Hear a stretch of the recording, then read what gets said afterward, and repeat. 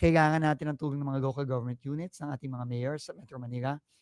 Kailangan magkasama-sama tayo para planuhin ng tama. Kailangan din ng tulong ng private sector, no? Kasi tingin ko itong mga transport systems na to, kailangan talaga pribadong sektor ang nag-ooperate at nag-maintain ito.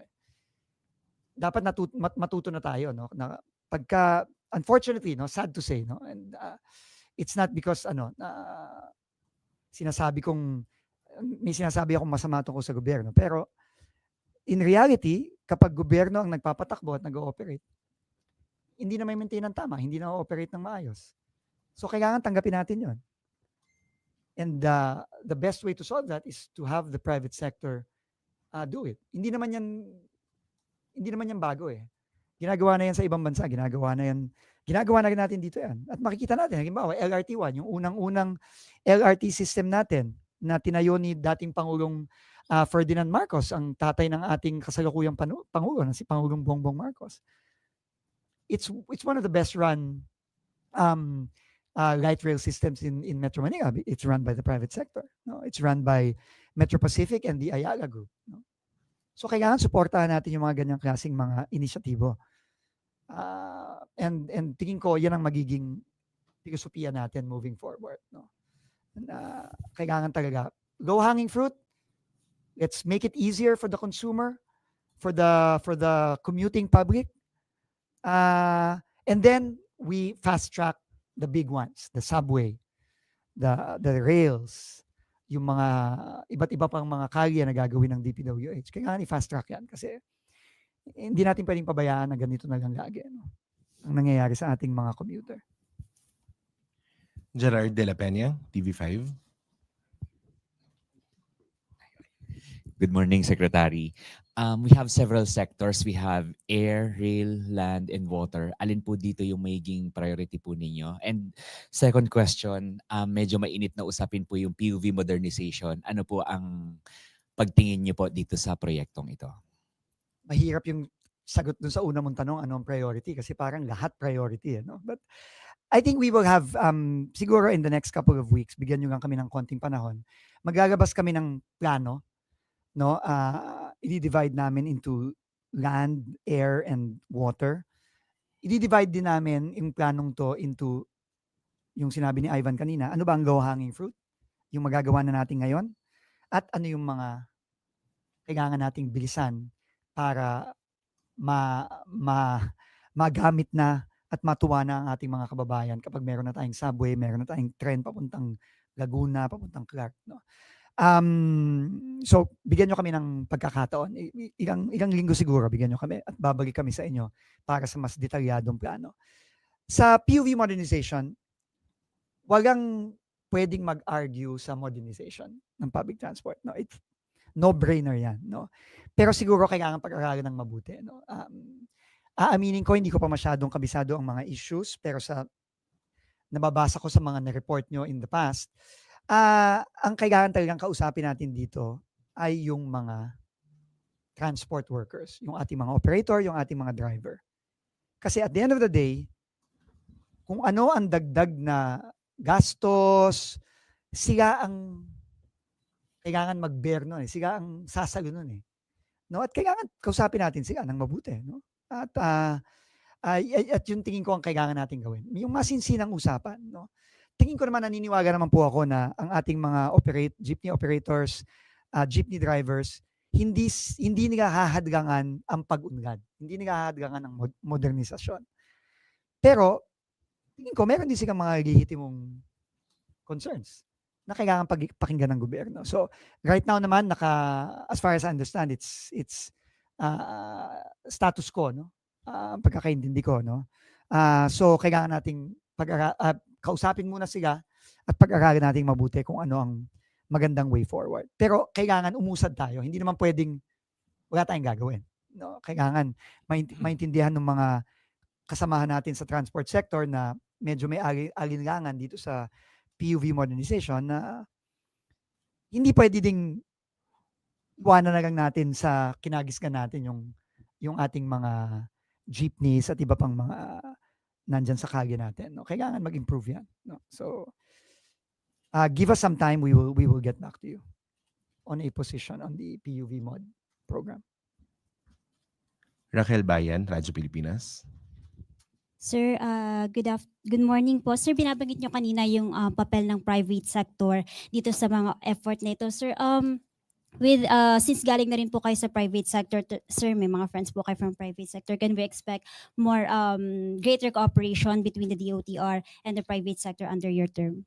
Alam niyo po, ang private sector, lagi pong handa yan, lagi pong nandyan yan, lagi pong handang tumulong sa gobyerno. At tingin ko, itong napakagandang polisiya ng ating mahal na Pangulo na talagang kailangan natin palawakin pa ang ating mga private-public partnerships. Ito ang paraan talaga para masolusyonan natin ang mabilis sa mga problemang dinatnan na natin na ilang dekada nang nandyan. No? Sa public transport, tingin ko nandyan ang ating private sector. Nakita naman natin ang kanilang dedikasyon para tulungan ng gobyerno, lalo na nung pandemya. No, at tingin ko nandiyan pa rin yan. Hindi mawawala yan. No, our private sector partners are patriots. No, they believe in helping the government. No, and at the same time, pag tinulungan ang gobyerno at umunlad ang buhay ng mga kababayan natin, makakabuti din sa ating mga pribadong kumpanya yon. No, kaya naniniwala ako na lagi silang nandiyan. Kailangan lang nilang sigurong mahikayat at magkaroon ng klarong plano para malaman nila kung saan sila pwedeng tumulong. And sir, for clarification lang din po, when you mentioned kanina na I plan to go through the system, does that mean ma-experience nyo firsthand yung nararanasan ng Yan mga po ang gusto kong voters? gawin. Opo. Kasi alam niyo po, matagal na po akong hindi tumitira sa Metro Manila. Ako po'y probinsyano. Ako po'y sa Pampanga na nakatira since 2018. And that's been ilang taon na rin yun. No? Napakatagal na, no? 8 years na. No? So, kailangan makita natin eh. Kailangan makita natin para maintindihan natin mabuti at at kung maintindihan natin mabuti at maranasan natin, then makakapagbigay tayo ng tamang solusyon. So sir, may kita ka po namin sa mga EDSA bus o isasakay Hindi po. ko sasabihin sa inyo kung kailan ako pupunta. Hindi, wag. Sir, lastly na lang po sir, baka pwede po kami makahingi ng update dun sa transition sa DOTR. Okay naman po. Nagsimula po kami last week, nung Friday. Nakakuha na po ako ng ilang briefing, pero ang dami kasi, no? So, tuloy-tuloy pa rin yan hanggang sa susunod na linggo. Chona Yu, People's Journal.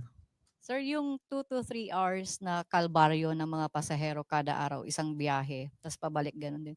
Ilang oras ang target nyo na mabawas doon and how soon yun na mararamdaman ng taong bayan? Shona naman, kakaut ko pa. Mahirap magsalita, Shona, kasi gago na yung mga ganyan tanong. I appreciate the question, really. And I know our people are really wanting for that kind of comfort, no? But unfortunately hindi pa natin magagaman, no? We will have to see, no, kung ano ba ang mga problema, no? Kailangan madaanan natin yan. Pangalawa, kailangan mag-isip tayo ng mga solusyon, and doon pa lang natin magagaman kung gaano ka-epektibo to in terms of reducing travel time, reducing wait time, etc. No? So bigyan niyo lang po ako ng konting panahon at aabot din po tayo dyan. Jean Mangaluz, Philstar. Good morning, sir. So some of our metros are known to have the worst traffic in the world. And we know that you just stepped into the role, but do you have general plans on how to address this traffic, especially in central business districts like Ortigas, Makati, and as former BCDA chief, BGC? Alam mo, ang traffic kasi talaga, it's one of the most difficult problems to solve, because it's a function of volume and limited space, right? Limitado ang kalye mo, padami ang tao, padami ang sasakyan, hindi ka naman maka-expand ng kalye, di ba? So, hindi madali solusyonan yan, di ba? Pero, gaya ng tanong ni Ivan kanina, meron kang mga pwedeng low-hanging fruit na gawin. Halimbawa, BGC, no? BGC. Dapat ang BGC fully walkable. Meaning, kung ikaw ay nagtatrabaho sa, halimbawa, sa Burgos Circle, at gusto mong kumain sa SM Ora, dapat merong sistema dyan na makakalakad ka na nakasilong, hindi ka mababasa, safe ka, hindi ka masasagasaan, para hindi ka na kailangan magdala ng kotse o kumuha ng Grab mula Burgos Circle hanggang SM Ora, di ba? Pwede ka na maglakad, di ba? Ang problema, kulang tayo sa ganyan. Kulang tayo sa ganyan. Slowly, especially through private sector initiatives like in Ayala, for example. Di ba? Yung Ayala, yung mga covered walkways na ginawa ng Ayala, napakaganda nun. Yung mga covered walkways na ginawa sa Ortigas, napakaganda nun. Kailangan nagpaplano tayo ng ganon at nag-i-implement tayo ng mga ganon. No, that's one. No, that's one. And that can be easily done. Whether through government, private sector, or both. No, we can all work together to get those things done. But the long-term solutions, the ultimate solution to traffic is really mass transit, high capacity. Yun ang pinaka-importanting salita. High capacity. Ibig sabihin ng high capacity, hindi ko kailangan magkotse. Kasi ang kotse, dalawa lang ang kasya doon, o 4 eh. Di ba? High capacity, ibig sabihin, daan-daan ang kasya doon. No? Kailangan ng tren. Kailangan natin dagdagan yung mga MRT natin. Kailangan natin ng subway. No? So, yan ang mga ultimate solutions. Pero, kailangan matapos na mabilis. No? Yun ang critical dyan eh. No? Pero, kung ang subway natin will take 15 years, tagal naman masyado yun. No? So, kailangan pabilisin natin yan. No? Alam kong mahirap, hindi madaling gumawa ng subway. No? First time natin gumawa. No? First time natin. Pasalamat na lang tayo at ang mga partners natin na from Japan, from JICA, ang gumagawa niyan. No? And we all know that's the best subway in the world. No? That's the best underground in the world. No? So, maswerte tayo na may partners tayong ganun. Actually, that leads perfectly into my next question. May transport advocates na criticize sila na masyadong car-centric yung Metro Manila. So what's your approach to this? Yeah. Do you envision a more commuter-friendly metro? Absolutely. It's true. In the past, the solution to traffic has always been build roads. The problem with building roads attract more cars. That's just how it is. No? Gumawa ka ng mas malapad na kalye, mas bibigyan ng. And yung pagbigyan ng kotse, syempre, function din yan ng pag-unlad ng mga kababayan natin. No? So, we have to veer away from that. And I think we are veering away from that. And that is what the president wants. Remember, the president, alam niya kung ano ang isang efficient mass transit system. No? Nung nag-aral siya abroad, alam niya. Kaya talagang naiintindihan niya kung bakit kailangan natin gawin itong ngayon. No, hindi to pwedeng kailangan to madaliin talaga kasi ito yung ultimate solution eh. Ang paggawa ng bagong kalye, hindi yan ang ultimate solution. Ang ultimate solution is mass transit, high capacity mass transit. That's the ultimate solution. And also making the environment in the city conducive for people to walk. No, lalo na in this day and age where wellness is so important, especially to our young people, 'di ba? It's so important. But how can they walk when there is no infrastructure that will allow them to walk? Pag pumunta kayo sa ibang bansa, ang sidewalk mas malaki sa mas malapad kaysa sa carriageway ng sasakyan eh. 'Di ba? So, I mean, we have to think about those things also, and we have to bikes. We have to the active transport, the active transportation, bikes, walking. No, that's very important. No? And we also have to build that, and we also have to plan for that. Mahirap lang kasi sa Metro Manila kasi asikip na eh. No? Unlike Clark, where we built, dedicated bike lanes, a lane for BRT, mas madali doon eh. Kasi, hindi pa siksikan eh. No? Marami ka pang right of way access eh. Pero sa Metro Manila, mahirap nang gawin yan. So, we just have to think out of the box and find ways like the greenways. That's one innovative way of helping our commuting public, those who want to walk. Last question. Sir, are you looking into solutions such as a 4-day work scheme or a congestion fee or maybe a work from home scheme? I don't want to go there yet. Una, it's not my purview. No, my purview is to build. No, to build better, build more. Diba? That's my purview. I don't want to go into those issues yet. There are other agencies that are responsible for that, and I'm sure they are looking at that and to help, alleviate the situation in the metropolis. Pia Gutierrez, ABS-CBN. Hi, sir. Sir, you mentioned kanina yung EDSA busway. You know, na may issue with the plans of the MMDA to remove the EDSA busway once na tumaas yung capacity ng MRT. So, can we get your thoughts on that, sir? We need the EDSA busway. We need the EDSA busway. I've already spoken to Chairman Don, and actually, sabi nga niya, na-misquote lang naman daw siya. Hindi naman niya sinabing tanggalin ng EDSA busway. Kasi kailangan natin yan. And it worked eh. You know, alam mo, nung time ng pandemic, doon lang natin nagawa yun eh, kasi walang sasakyan sa kalye, di ba? But I don't know if you naalala, I'm sure naalala nyo pa. No. Naalala nyo naman nung panahon na walang busway, di ba? Yung mga bus sa EDSA, halos naka-perpendicular na, practically hinarang na yung buong EDSA eh. Di ba? Tapos, ang dami eh. Nawala yun eh. Di ba? And I think that is the value of the busway. And not only that, the value of the busway is really for the commuter. Kasi, dire-diretso na siya halos eh. Kahit papano, hindi pa perfect, pero kahit papano, medyo predictable na yung travel time mo. Hindi ka mukha, nung unang panahon, di ba, na wala pa yung busway, hindi mo alam, it could be 30 minutes, it could be 3 hours eh, ang dadaan mo sa EDSA. But at least with the busway, the commuting public now has some predictability dun sa pag-alis niya at pagdating niya sa kanyang patutunguhan. Diba? Pero, it is far from perfect. It is far from perfect. So we have to fix that. No, and again, we're going to be working with the MMDA and with DPWH to find solutions to make it better and to make it more efficient. Sir, you're coming in midway through the Marcos administration. So do you think that's enough time for you to institute changes? Lalo na sinabi nyo din na it takes time to address traffic. Well, like I said in my statement earlier, we're not going to fix traffic in 3 years. We just have to accept that. We're not going to fix traffic in 5 years, in maybe not even in 10 years. But we can do some things now to slowly alleviate the commuter and the motorist experience, while we are fast tracking the big ticket infrastructure projects that will be the ultimate solution to the traffic and congestion problem.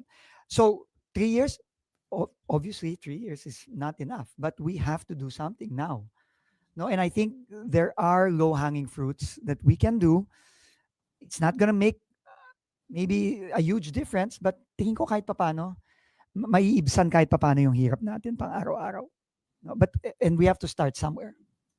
Sir, on expediting yung completion ng mga transportation infrastructure projects, how exactly we're going to do that? You mentioned kanina addressing right-of-way issues, pero ano pa yung mga plano natin and what particular projects are we talking about? Again, napakahirap ng tanong mo. No? We have to zero in on the problems. And what is the main problem? The main problem is right-of-way. It's always been the perennial problem of any infrastructure project. But I believe that if the various agencies and agencies of government with the LGUs, with the private sector, if we can all come together and address each right-of-way problem, and when I say each, I'm talking about, ang right-of-way kasi dinidivide yan into parcels. Parang mga lote yan eh, di ba? Parcel A to, I don't know, Z, or ZZZ siguro sa dami niyan, no? Kailangan isa-isahin yan. No? Kailangan tutukan. No? And kailangan, hindi yan kayang solusyonan lang ng DOTR. Kailangan makipag-ugnayan kami sa mayor. Napaka-importante ng role ng mayor dyan. Kailangan makipag-ugnayan kami sa, kung private land yan, kailangan makipag-ugnayan tayo doon sa ano. Kung ang may-ari niya na isang negosyante o isang pamilya sa isang lugar, kailangan tinututukan yan. So that's the only way. Iisa-isahin, tututukan kada problema. It's not easy. Napakahirap na. No? Of course, meron ding recourse ang gobyerno because of its power of eminent domain. No? Pwede tayong mag-expropriate. No? At pwede nating gawin yan. Pero, mahirap din yan. No? So, kailangan lahat ng tools, ika nga, na available sa gobyerno, kailangan gamitin. No? Pero ang pinaka-importante dyan yung tutok. Kailangan tutukan. A problem will never solve itself. No, it will never solve itself. The first thing you need to do is find the problem. If there's a right-of-way problem, For the subway, what is that lot na may problema? Sino may-ari niyan? Tututukan natin. Di ba? It will not solve itself. So, I mean, I'm sorry, it's a very generic answer, but I'll be able to give maybe more detailed solutions to all of you in the coming weeks. Tristan Nadalo, Newswatch. Hi sir, good morning. Sir, balikan ko lang sa busway, no? Before po umalis si Secretary Bautista as transportation chief, na-float niya yung idea ng privatization of EDSA busway. Are you also open to privatize itong EDSA busway system? I absolutely agree with Secretary Bautista. That is the way to go. We need these infrastructure projects really need to be operated well. No, nakita na natin yan dito sa ating bansa. May gagawin tayong infrastruktura, airport, train, etc. Mapapabayaan yan. After a few years, mapapabayaan. So I absolutely agree, and I really want to thank Secretary Jimmy for number one, for really leading this push to privatize. No, I mean, napakalaking bagay po ng privatization ng NAIA. No, and I think that has really set the tone. And Secretary Jimmy, under his stewardship and his leadership, has really set the tone to ensure that the private-public partnerships for the transport sector are really given the priority that they've long deserved. No? So thank you to Secretary Bautista for that and to his team. No? And I can assure the public that we will, and this is the directive of the president himself, that we will continue to push for PPPs, especially in the transport sector, across the board: lands, water, air. Sec, of course, pinakamalaking chunk talaga or talagang na-involve yung DOTR sa mga commuter concerns, ito pong mga nararanasan. But Coast Guard is also under DOTR. So, under your term, can the Coast Guard expect more support, let's sa pagdadagdag ng resources sa vessels dahil nga po sa current situation sa West Philippine Sea? Absolutely. Absolutely. Alam mo, I worked with the Philippine Coast Guard intimately during the pandemic. Alam niyo naman na sila ang nag-secure ng ating mga airports, mga ports, yung mga ports of entry natin nung nagka-quarantine tayo. And I am very, very close to our men and women in the Philippine Coast Guard. Mga bayani po natin sila. And they deserve all the support that we can give. So, equipment, technology, personnel, they can expect all-out support from me and from the department. And I know for a fact that the president has given them all-out support, especially in protecting our territorial waters. Jonel Maribojo, UNTV.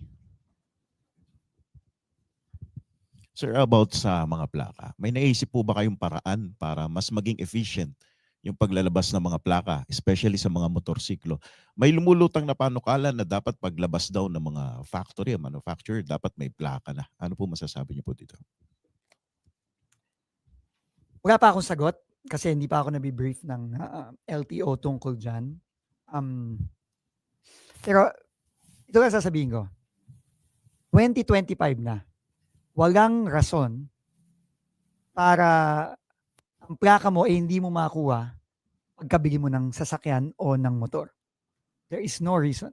With technology, this is not, making a plate is not rocket science. It should not be. No? So, alam mo sa ibang bansa, bili ka ng kotse, may option ka eh. Sabi mo, pipick upin ko yung plaka ko. Usually, ready na yan in days. Probably 24, 48 hours, nandiyan na yan, ready na yan eh. Pero may option ka din na papa-courier mo na lang sa bahay mo eh. Bakit hindi magagawa yun? Hindi ko naiintindihan yun eh. So, I'm really going to demand from our LTO to provide a better service for our motorists. It's completely unacceptable that we have delays of, sa motorsiklo ata, taon eh. Taon o buwan, 6 na buwan, 10 taon, ay 10 buwan. O 10 years na, Diyos ko.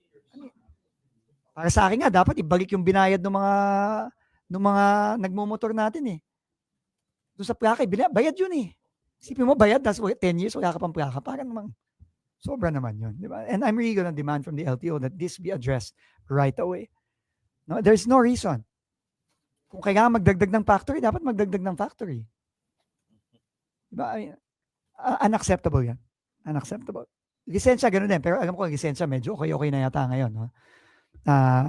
Wala na yung papel na natutunaw. Tapos, babalik, 6 months, pagbalik mo, renewal, papel ulit. No? Ay, stamp. Pinagdaanan natin lahat yun. No? So, buti na ayos na yun. No? Sam Medinilla, Business Mirror.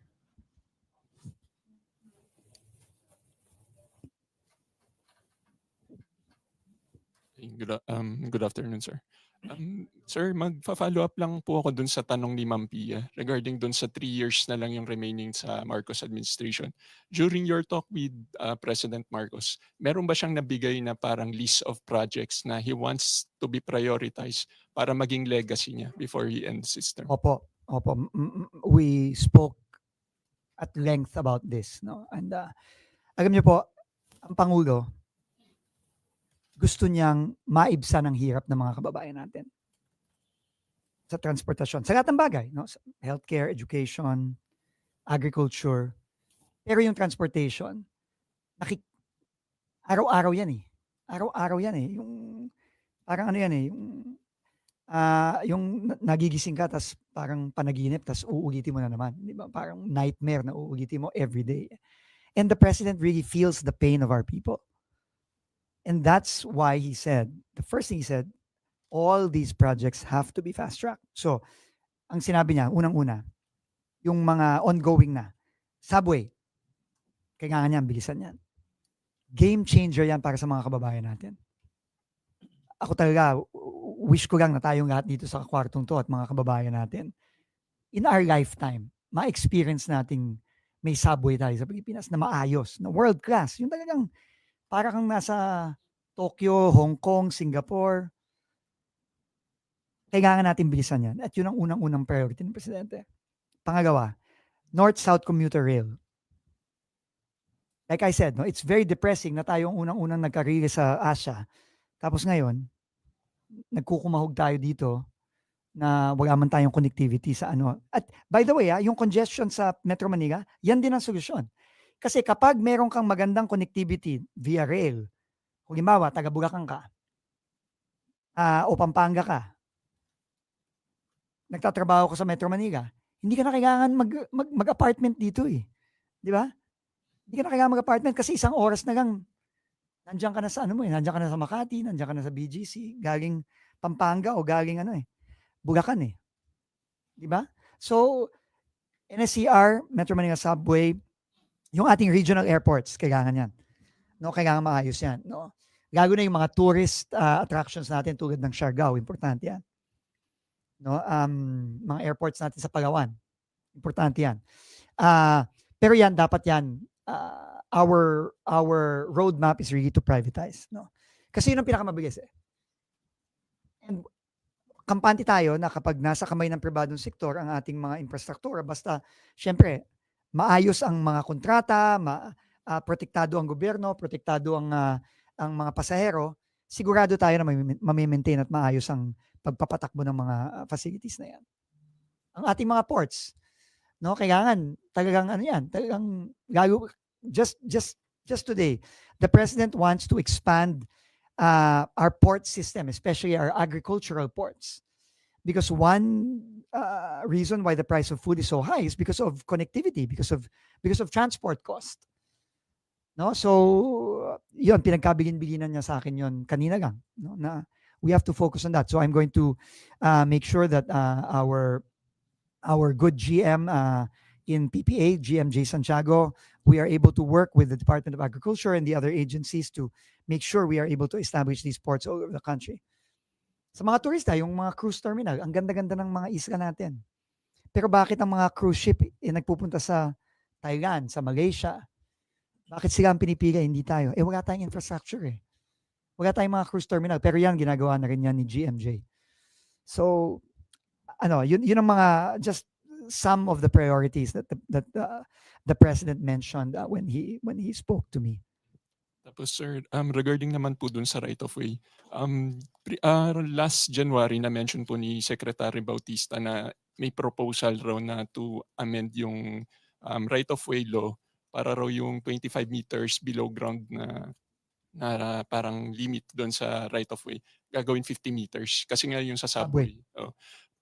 Are you proposing na ma-include siya sa doon sa priority legislation ng Pangulo?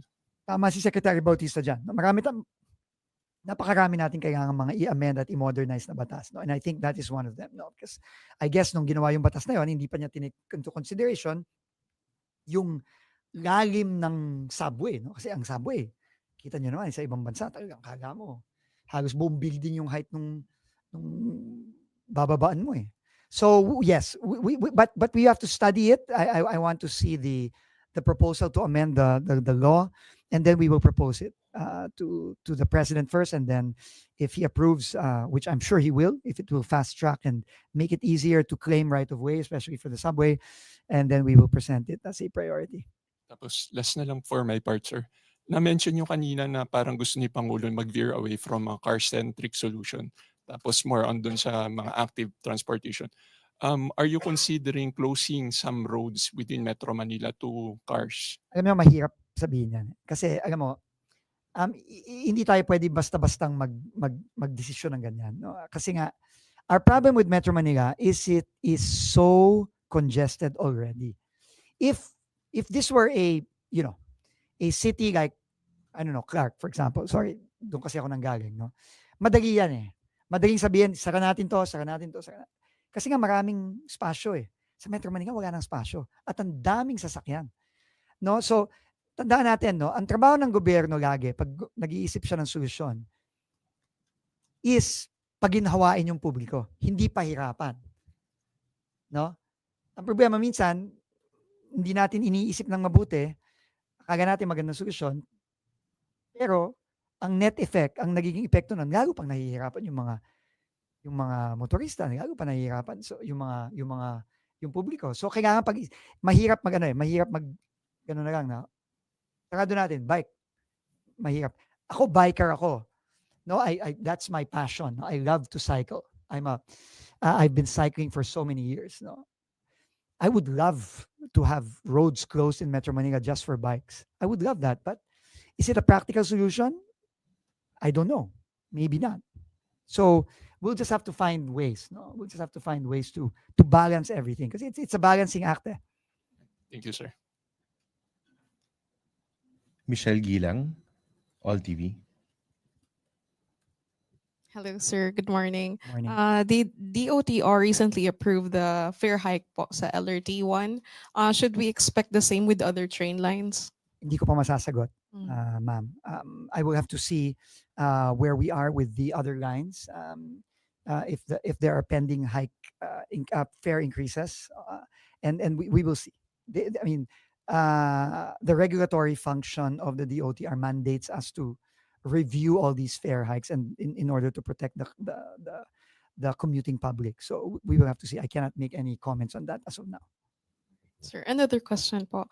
After the Duterte administration, sir, you have been in the private sector since 2022, if I'm not mistaken. Can you tell us, sir, what made you accept the DOTR chief post? Were you reached out by the president or by Secretary Jimmy?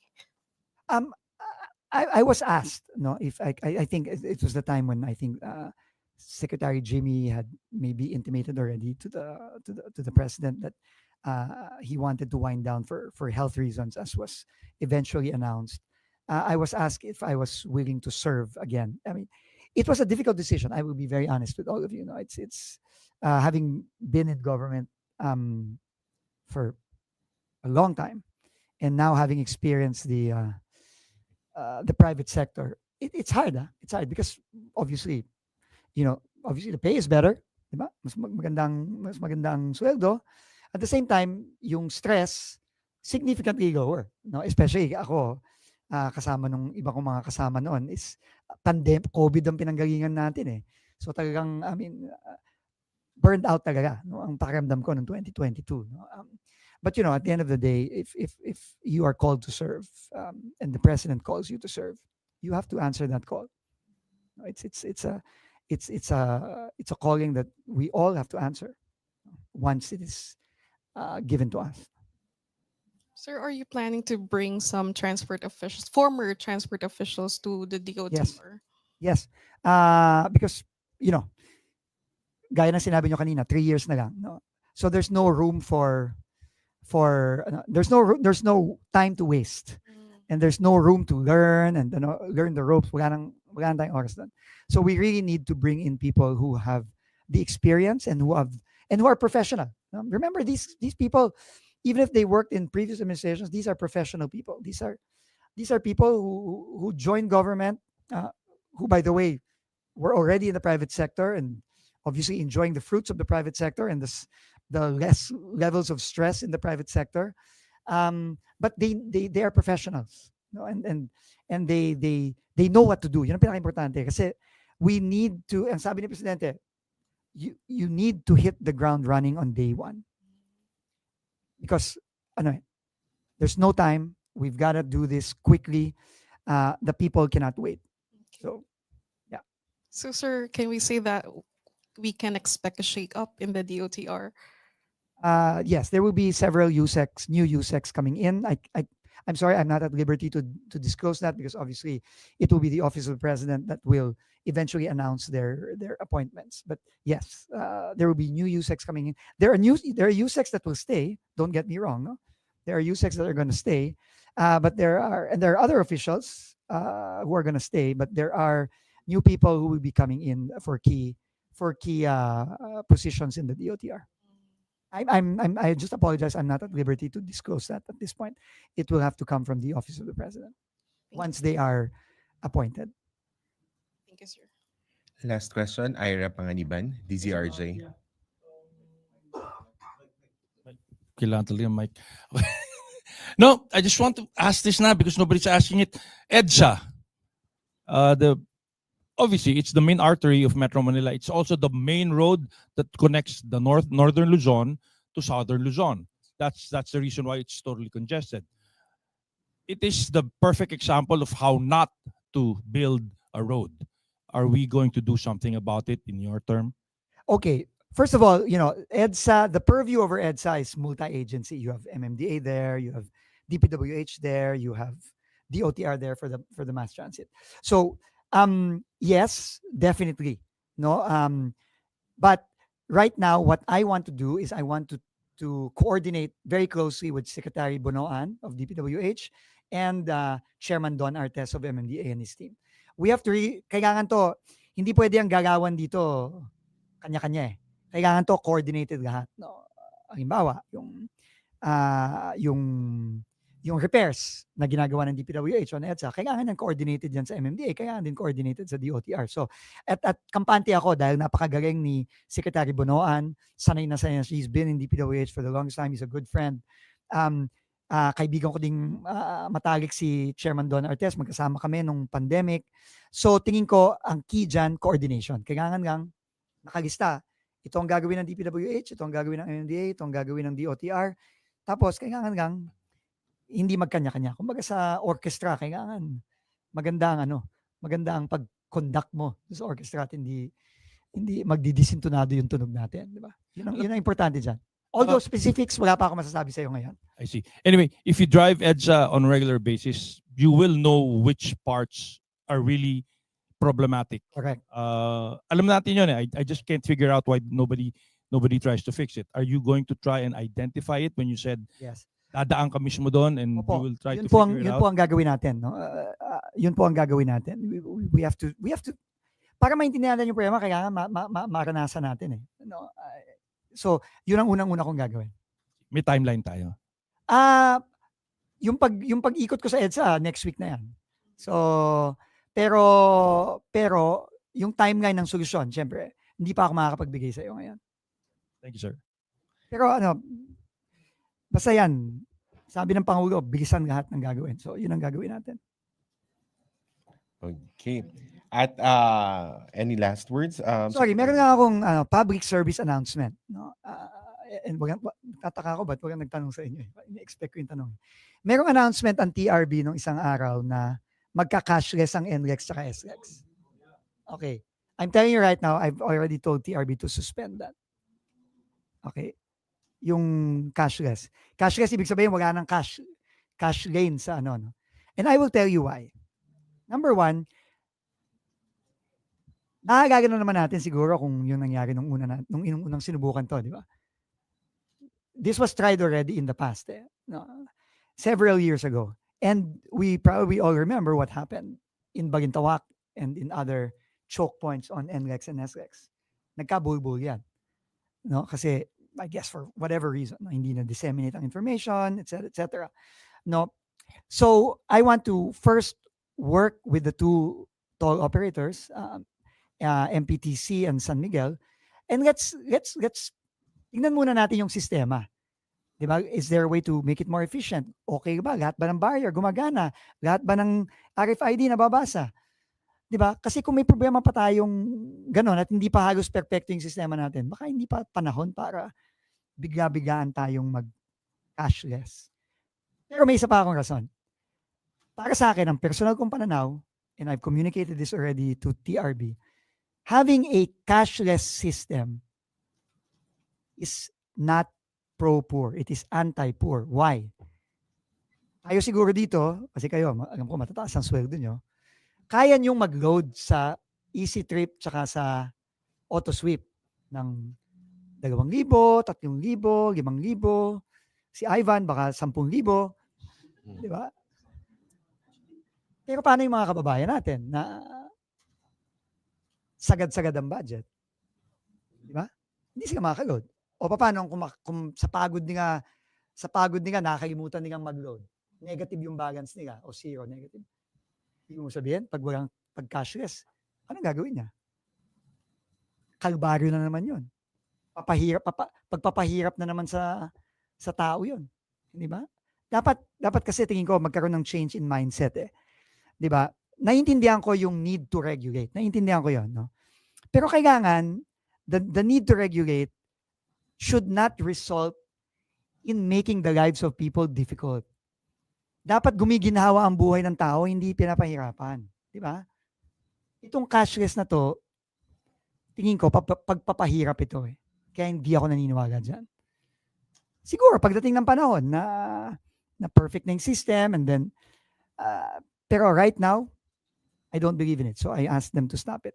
And I've already sent word to the toll operators that we're not going cashless on March 15. And we are not going cashless for the foreseeable future.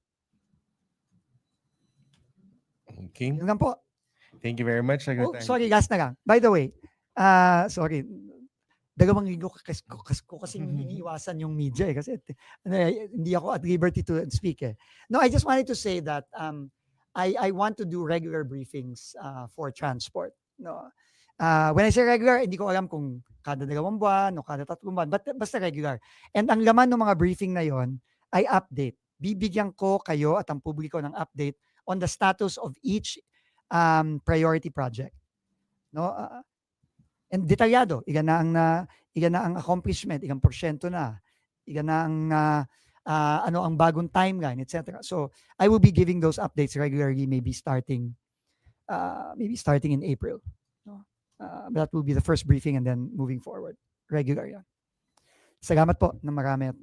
God bless po. Thank you so much. Thank you very much, Secretary Dizon. At dito na po nagtatapos ang ating press briefing ngayong araw kasama si bagong Department of Transportation Secretary Vince Dizon. Thank you, Secretary Dizon. Thank you po. Thank you, Malacanang Press Corps, at magandang umaga po. Thank you guys.